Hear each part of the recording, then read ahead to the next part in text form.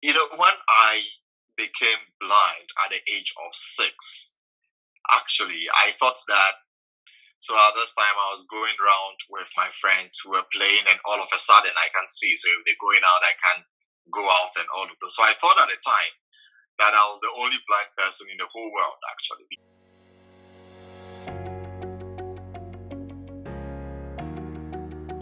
When I went to a school for the blind, that's why I realized that, we have lots of us here, people from different backgrounds. And if you look at the situation that people are coming from, it was very much disheartening. And from what my mother was doing in terms of her, given that she had very little income, but still struggling to push me through, I thought that, this is something worth doing. So I'm Gerald Emmanuel Arhin. I come from Ghana. I just finished my MPhil African Studies in University of Cambridge, and I have PhD offering development policy and management at Manchester University. I was expecting to get funding from the university back in April. Unfortunately, the university cancelled its funding as a result of the impact of the pandemic.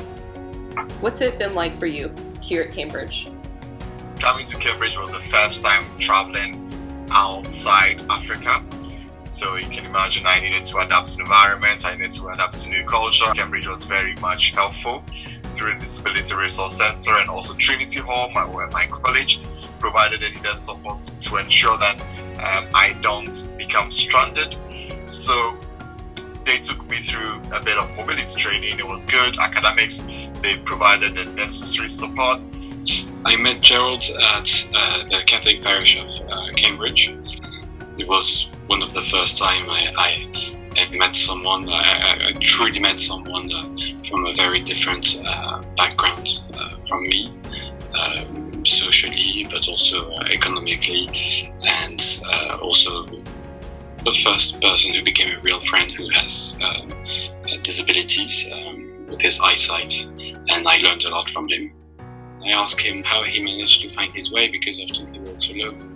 And he told me something which really marked me. He told me that he listens to the bells, for instance, of the churches, and he can recognize which church it is, and then place himself on his mental map on where he is in Cambridge, or the smells, for instance, of a bakery. Or at that point, he could feel the pavement on the ground, and he recognized the pavement but just by walking on it, and he could tell me exactly where we were, which was quite mind-blowing for me. I've known Gerald since high school. We were friends, and then we both became school prefects. So he was the head boys, and I was the head girls prefect. He's able to move freely and do his own things.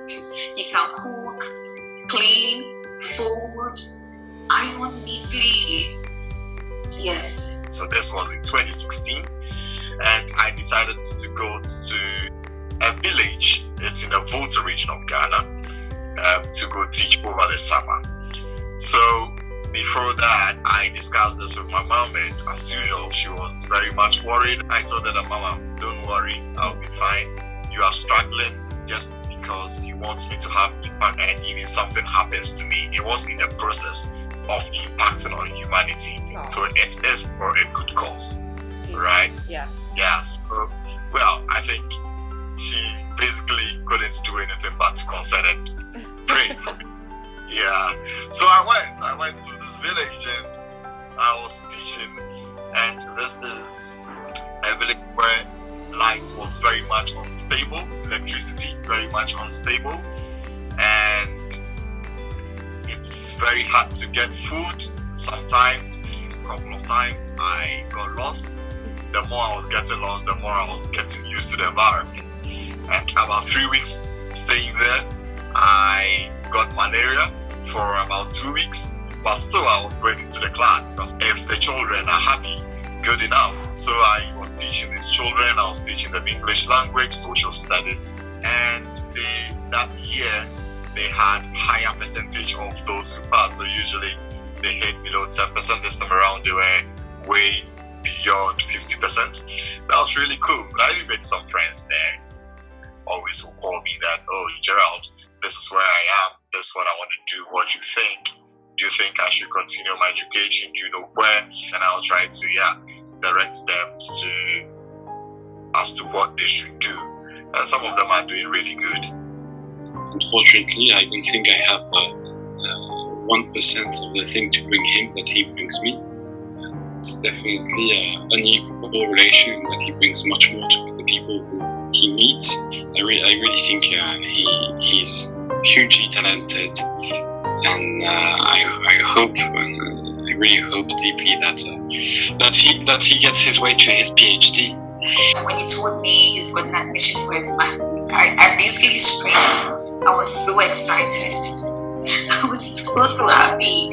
I mean, I actually told him that I wish he becomes a professor because he's a very good teacher, and that is what I wish. And the kind of courses he's been doing, Gerald is just too good, and I'm really hopeful that he gets all the support he needs for school. If there's one who really earns it and has his place there, it's definitely Gerald.